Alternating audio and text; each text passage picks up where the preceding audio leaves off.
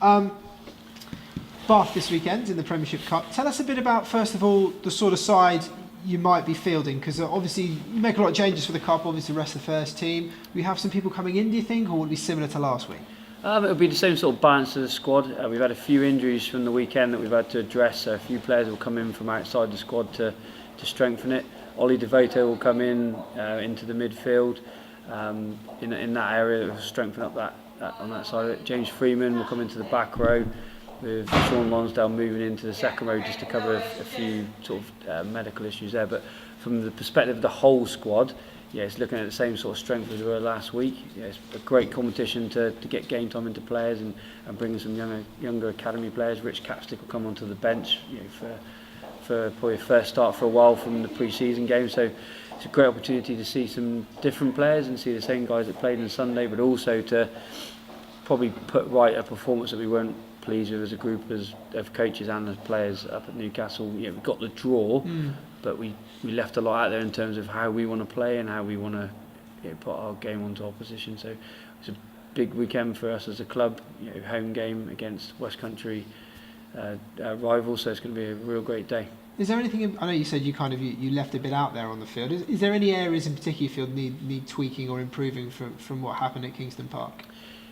Yeah, we weren't quite there in and around the breakdown area. It's been an area over even the Champions Cups games where teams are going to look to attack us. We're a multi-phase side, which everyone knows, and we want to keep ball. So the way you'd look to stop that would be to compete in and around the breakdown. We just took our foot off the gas a little bit around our ball placement and our willing to fight on the floor and really fight to keep the ball. And we've addressed that and talked about it in the meetings on Tuesday and as a team going into the weekend, but also as a squad. So that'll be our main focus at the weekend. Is we want to play rugby. That's what we are, and that's our identity as a club and as a side in any competition we play in. And we're going to have to really work hard to keep the ball in that breakdown area. I don't want to call it a scratch side because that's probably doesn't do it justice, because they're all very talented players. There's a lot of internationals in there, but a side that was put together for the first time essentially. How tough is that? Because to get those sorts of messages across to a team that don't necessarily know exactly what the next guy is going to do to it. If you've been playing in the same side over the league or the Champions Cup matches, you've got a good idea of the guy inside or outside who's going to do. Might not necessarily be the same case if you're coming into it cold. Yeah, I think if you have a group of players and you play together for a block of games, you will get a little bit of consistency with that group of players. I think the way that we approach every season, in pre-season and in training in the week, there's a lot of emphasis on the squad. So those players that are coming in wouldn't have played together, but they would have played in our systems in trained in the week. So from that perspective, you have a few little issues around just younger guys probably coming into those systems that have to learn very quickly. But a lot of the senior guys now really take a hold of the group and they've had a lot of opportunities in the training week to run as extra chiefs and that side of it. So you will get a little bit of consistency around the way you play with a group of players that you work with for a block, and we'll get it for these 3 games. But we got some senior guys there now who will take hold of the group and will drive our principles around our attack and defence. So we probably won't lose too much from that perspective. Bath, obviously, as you mentioned, is before a local derby, so to speak. But I guess is there extra pressure because you didn't win that first match, and next to have such a good record in the cup competition, be it under the Anglo-Welsh, the LV, or this kind of name, so to speak? I think if you look at all the competitions, around say the Anglo-Welsh, all the Prem Cup, where we've gone on and actually moved into the semi-finals and the finals, and we've gone on to win those competitions or been competitive in the knockout stages, we've actually had one game where we've lost it or haven't performed the way we wanted to.